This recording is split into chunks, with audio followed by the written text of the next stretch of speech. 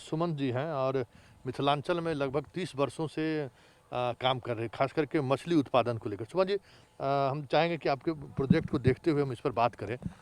ये क्या वजह है कि ये मजदूर मतलब इस संकट में किस तरीके से 7-7, 8-8 हज़ार रुपया दे के ये आए हैं, और अब फिर कह रहे हैं कि जैसे ही लॉकडाउन खत्म होगा हम वापस लौट जाएंगे क्योंकि हमारे पास कोई दूसरा विकल्प नहीं है। देखिए संतोष जी, बहुत दुखद स्थिति से हम लोग गुजर रहे हैं। और दुखद स्थिति इसलिए नहीं है कि ये कोरोना आया है, क्योंकि कोरोना जैसे बहुत सारे वायरस से हम लोग पिछले 100 सालों से लड़ते आ रहे हैं। हमारा मिजल्स, चेचक, कैंसर जैसा बीमारी जिसमें कि बिल्कुल पता होता है हम लोगों को कि हम नहीं बचेंगे, उससे भी हम लोग जूझते ही हैं और ज़िंदा रहते हैं। पर ये एक ऐसी बीमारी आई जो हमारे पूरे जीवन जीने का जो पूरा साइकिल था उसको ही बदल दिया है। ये जो लोग बोल रहे हैं, युवा जिनसे आप बात कर रहे हैं, इनको ये बिल्कुल अथाह सागर में अभी हैं। इनको पता ही नहीं है कि ज़िंदगी में आगे और क्या होने वाला है। ये आ गए हैं, ये जो बार बार कह रहे हैं ना कि मरेंगे भी तो अपने परिवार के सामने मरेंगे, और फिर मरने के लिए भी बाहर जाना चाह रहे हैं, क्योंकि कितना दिन भूखे रह सकते हैं। बाकी चीज़ें आपने जाना, लेकिन सबसे बड़ी बात जो है आज की तारीख में जब हम मिथिलांचल की बात करते हैं, आप ऐसे जगह खड़ा है जो हमारे यहाँ से 3 बार यहाँ के प्रदेश को नेतृत्व करने वाले मुख्यमंत्री यहाँ से हुए हैं। और आज आपको बताने में कोई हिचक हम महसूस नहीं करेंगे, सारे चीनी मिल यहाँ चल रहे थे जो बंद हुए, आज तक नहीं खुले। मखाना सेंटर बनाया गया था, हमारे माननीय मंत्री जब हुए थे ग्रामीण विकास और गन्ना मंत्री हुए थे उस टाइम में भी उनके समय में ही मखाना सेंटर भी बना था। जिस दिन से बना है आज तक उसका ताला नहीं खुला है। हमारे यहाँ रांटी में 52 एकड़ में बहुत बड़ा मत्स्य पालन के लिए हैचरी बना था, वो बने हुआ 30-35 साल, आज तक खुला नहीं। अब आप बताइए, और ऐसे अनेकों चीज़ें हैं जो शुरू भी की गई लेकिन आज तक वो चला नहीं। आप बताइए हमारे मिथिलांचल से कितने लाख हैं ये एग्जैक्ट मुझे नहीं पता है, पर अगर एक पंचायत हम लेते हैं तो एक पंचायत का कम से कम 4000 युवा बाहर रह रहे हैं जो वापस आए हैं। अब उनका क्या है, वो क्या करने वाले हैं? ये तो तय बात है, ये लोग का एक होप है कि हमको शायद बुलाएगा और हम जाएंगे काम करने, परंतु हमें लगता है कि ये एक सरकार को अपॉर्चुनिटी में लेना चाहिए और इस अपॉर्चुनिटी को अच्छे से उपयोग करते हुए जो यहाँ का मिथिलांचल का मेन कृषि आधारित, पानी आधारित जो यहाँ का रोजगार है उसको बिल्कुल एस्टैब्लिश करना चाहिए। जैसे कि मान के चलिए कि सबसे ज़्यादा अगर पूरे बिहार में देखा जाए तो तालाबों की संख्या मधुबनी में है। आंकड़ों के हिसाब से ये सरकारी आंकड़ा ही है जो बताता है मधुबनी में सबसे ज़्यादा है। अगर हम उसको आज मनरेगा के अंतर्गत विकसित कर लेते हैं और उसमें मछली पालन कराते हैं, उसी तरीक़ा से मनरेगा से अगर हम छोटे छोटे तालाब बनाते हैं और मखाना के तालाबों को की बढ़ोतरी करते हैं, क्योंकि ये सारे चीज़ हम यहाँ से दूसरे राज्यों को और दूसरे देशों को भी भेज रहे हैं, तो आप ये समझिए कि ये सारा चीज़ यहाँ से उठ के दिल्ली जाता है और दिल्ली से फिर पैकेजिंग होके बाहर जाता है। क्या हम अपने लोगों को यहाँ सस्टेन नहीं कर सकते इन सब चीज़ों के माध्यम से? क्या हम चीनी मिल को नहीं खुलवा सकते हैं? क्या हम मखाना सेंटर को फिर से खुलवा नहीं सकते हैं? उसकी पैकेजिंग नहीं कर सकते हैं? साथ में हमारा जो सबसे बड़ा है कि हम एग्रीकल्चर मतलब कृषि कार्य को एक रोजगार के रूप में डेवलप करना, उसको सिर्फ खेती तक ही सीमित नहीं करें। आप उसको एक जो होता है जिसको हम लोग बोलते हैं बार बार समेकित खेती, ये सिर्फ लैब में ही रह जाता है। ये समय आया है जब सरकार इसको ज़मीन पर उतार सकती है और खेती के साथ साथ हम यही कहेंगे, चूँकि मैं इससे जुड़ी रही हूँ और तकरीबन 10,000 मछुआरों के साथ काम करती हूँ, तो हम तो यही कहेंगे सरकार को और बाकी जो हमारे युवा हैं उनको कि आप खेती के साथ मत्स्य पालन करिए और इस रोज़गार में पूरी तरह से जुट जाइए। सरकार भरपूर योगदान करे तो मुझे लगता है कि ये आंध्रा क्यों जाएगा, आंध्रा तो यही हो जाएगा, यहाँ रोज़गार मिलेगा। अच्छा, ये आप इस मछली पे पिछले 30 वर्षों से काम कर रही हैं जी। मिथिलांचल में मछली, पान और मखान, ये 3 मतलब कभी कहा जाता था ये यहाँ की पहचान थी, अब वो स्थिति नहीं है जी। हाँ, तो अभी भी संभावनाएं बची हुई है कि इस मिथिलांचल के इस इलाके को अगर आंध्र प्रदेश के कावेरी वाले इलाके की तरह डेवलप किया जाए तो यहाँ पे लोग जो पलायन कर रहे हैं वो पलायन रुक सकता है? देखिए, कावेरी से भी बड़ा, कावेरी का जो क्षेत्रफल आप देखेंगे तो उसका क्षेत्रफल भी इतना नहीं है जितना हमारा सिर्फ और सिर्फ मधुबनी, हम पूरे मिथिलांचल की भी बात नहीं कर रहे हैं। अगर पूरा मिथिलांचल ले लेंगे तो दरभंगा, मधुबनी, आपका पूरा सहरसा, कोसी, सुपौल सब ले लेंगे तो बहुत बड़ा एरिया हो जाता है। संभावना 100% है कि हम यहाँ पर मत्स्य पालन के क्षेत्र में बहुत काम कर सकते हैं, बड़ा बड़ा रोजगार तैयार कर सकते हैं। और आप देखिए कावेरी, गोदावरी और कृष्णा डिस्ट्रिक्ट में क्या है, जहाँ पे मछली पालन होता है वहीं पे मछली के खाने का फैक्ट्री लगा हुआ है, वहीं पे ट्रक लगा होता है, वहीं पे उस दवा की पूरी फैक्ट्री लगी होती है। उनके बेटे ऑक्सफोर्ड में पढ़ के और मछली पालन का काम करते हैं और हमारे लोग पढ़ के हमारे यहाँ ही बेरोजगार घूमते रहते हैं।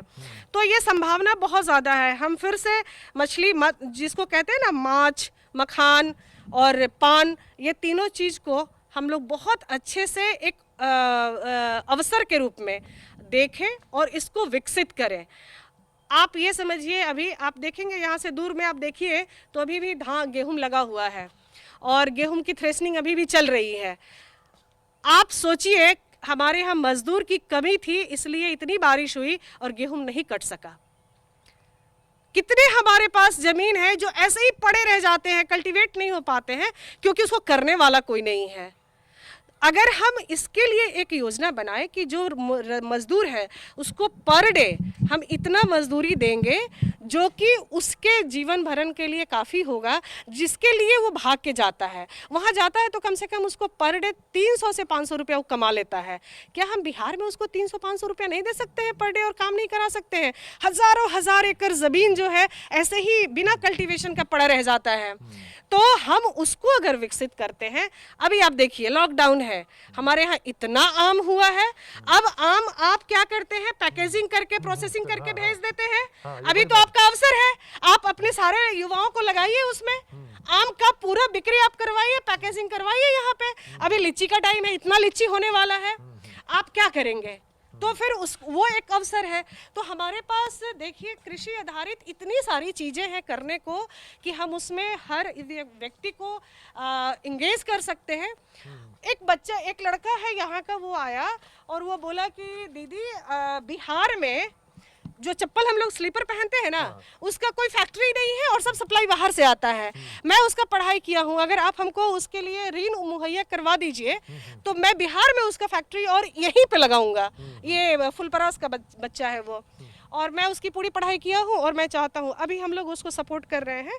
और सरकार का एक प्रोग्राम है सिडबी के अंतर्गत, मुद्रा लोन योजना, उसके अंतर्गत युवा उद्यमी को हम लोग एस्टैब्लिश करा रहे हैं। तो 100 लड़कों को हम लोग अभी सेलेक्ट कर रहे हैं, जिसमें कि उनको अपने पैर पे इस जिले में ही खड़ा कराने का काम हम लोग करेंगे। वो महिलाएं भी उसमें हैं, लड़कियां भी हैं और लड़के भी हैं।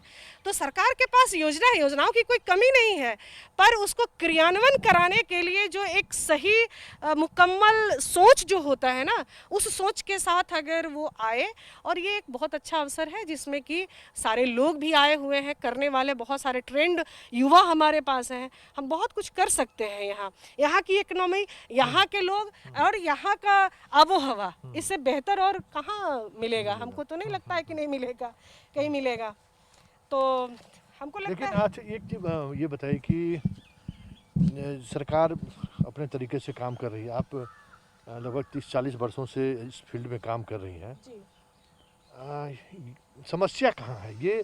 क्योंकि देखिए इस जैसे मिथिलांचल के इस एरिया में जिन चीज़ों को हम डेवलप कर सकते हैं, हम अब आप ही के पेड़ में देखिए कितने के आम फले हैं, लेकिन इस आम को हम उस तरीके से मार्केटिंग नहीं कर पाते। हाँ, बस आम लोकल मार्केट में जो हुआ उसको बेच दे ना, इसका यही चीज़ बाहर जाएगा तो फिर फ्रूट्स में फ्रूटी बन के आएगा।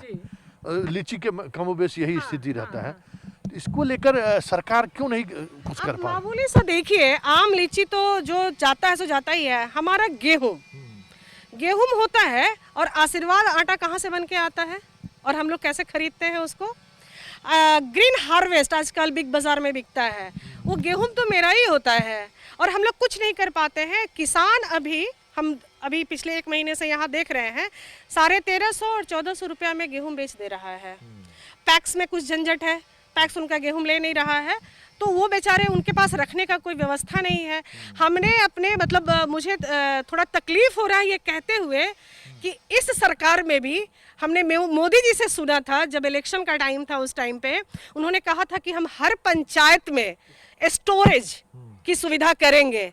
ये दूसरा टर्म उनका चल रहा है और अभी कोई सुगबुगाहट नहीं है। हर पंचायत में कहाँ वो स्टोरेज है?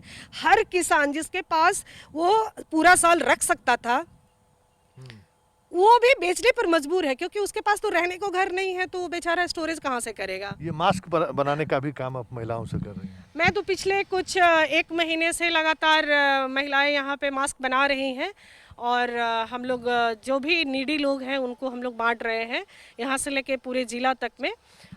जो खासकर किसान हैं जो खेत में निकल रहे हैं काम करने के लिए, उनको हम लोगों ने टारगेट करके दिया है। जो बच्चे हैं, जो बच्चे बीमार हो जाते हैं उनको टारगेट किया है, उनको दिया है। और जो थोड़ा ओल्ड एज के हैं उनको भी हम लोग दे रहे हैं। तो लगातार लगभग 8-10 महिलाएं और पुरुष हैं जो मास्क बना रही हैं और हर दिन 200, 250, 300 हम लोग वितरण कर रहे हैं। तो अभी तक लगभग 8-9 हज़ार मास्क हम लोग वितरण कर चुके हैं। अभी लगातार बन रहा है, क्योंकि लॉकडाउन में भी एक रोजगार, हाँ उनका रोजगार अवसर है। अभी इतने सारे अवसर हैं कि देखिए हमने सोचा था कि चलो क्या करें, तो खेत में गेहूं कटना है। तो लोगों ने पहले क्या चलता था कि अगर आपका गेहूं कटता है तो वो 10 बोझा में 1 बोझा मजदूर रखेगा। तो हमने बोला नहीं, आप पैसा लो। आपको वो बोला दीदी पैसा मिलेगा? जरूर मिलेगा पैसा, आप पैसा लो, कहीं से गेहूं ले लो, कहीं से पैसा ले लो। तो क्या होगा कि उनका दोनों काम होगा। किसी को मेडिकल दवा की ज़रूरत है तो उस समय तो पैसा चाहिए, गेहूं से वो कुछ कर नहीं सकते हैं। तो आप बहुत सारे अपॉर्चुनिटी को देख सकते हैं और सरकार इसके ऊपर बहुत अच्छा काम कर सकती है। उनके पास रिसोर्स है, ह्यूमन रिसोर्स है, पैसे हैं, वो चाहे तो कुछ भी कर सकती है। लेकिन पता नहीं क्यों हमारे बिहार में एक भी रोजगार स्टैब्लिश क्यों नहीं हो पाता है, इतना रिसोर्सफुल होने के बावजूद। यही सोचनीय विषय है और मुझे लगता है कि हमारे जितने थिंकर्स स्टेट में बैठे हैं उनको इस पर ग्रास रूट में सोचना चाहिए आके कि यहाँ जो भी चीज़ें उपलब्ध हैं उसको किस तरीके से हम आगे ले जाएं। और हमारा जो पलायन है, देखिए एक बहुत बड़ी बात है कि जब से पिछले कुछ 10 सालों से ये कहा जा रहा है कि पलायन रुक गया, पलायन रुक गया, सभी लोग कह रहे थे। अभी तो सब पोल खुल गया ना कि पलायन रुका था कि और बढ़ गया था, क्योंकि रुकने के कुछ मीन्स होते हैं, वो मीन्स तो कहीं दिख ही नहीं रहा था, तो फिर रुका कैसे? सिर्फ कागजों पे हमने रोका था, जो कागज के जरिए वापस आ रहा है। कहने ये लगे थे कि पंजाब के मुख्यमंत्री फोन करते हैं कि आप मजदूर को आने दीजिए, मतलब ये इस तरह की चर्चा इस तरह की चर्चा चल रही थी, जबकि सत्यता क्या था वो हम लोग यहाँ से देख रहे थे, यहाँ से बैठे बैठे देख रहे थे कि अगर एक जाल लगाना है तो आपको एक मजदूर नहीं मिलेगा। क्यों भाई? तो जो यहाँ उसको रोजगार रोज नहीं मिल रहा है इसलिए तो भागेगा ही भागेगा, वो चला जाएगा। ऐसा नहीं कि सीजनल मजदूर जा रहा है, रेगुलर मजदूर वहाँ पे रह रहा है। तो ये सब चीज़ें थी जो कि मुझे लगता है कि ईश्वर जो करता है अच्छा ही करता है। तो मैं तो इसको एक अवसर के रूप में देख रही हूँ कि ये शायद हमारे देश के लिए, हमारे राज्य के लिए, हम सब के लिए एक अवसर है कि इंसान को इंसान की तरह देखे, समझे और उनको भी उतना हक दे जिसके वो हकदार है। तो चलिए, मुसाफिर हूँ यारो कार्यक्रम को अब हम यहीं समाप्त करते, लेकिन चीज़ों को समझिए। हम इस विपदा या आपदा को भी एक मौके के रूप, अपॉर्चुनिटी के रूप में हम इसका इस्तेमाल कर सकते हैं। ये वाकई में ये जो कहा जा रहा था कि पलायन रुका है, या जिस पलायन को लेकर एक स्टैटिक्स बनाया जाता था कि देखिए बिहार में ऐसे अवसर आए हैं जो अब लोग, बिहार के लोग मजदूर बाहर कमाने जाते ही नहीं हैं। दूसरे राज्यों के मुख्यमंत्री कहते हैं कि क्या हो गया जो बिहार के लोग बाहर नहीं आ रहे हैं। लेकिन इस कोरोना ने उन तमाम चीज़ों को भी पोल खोल कर रख दी है कि जो डाटा हम दिखा रहे थे, जो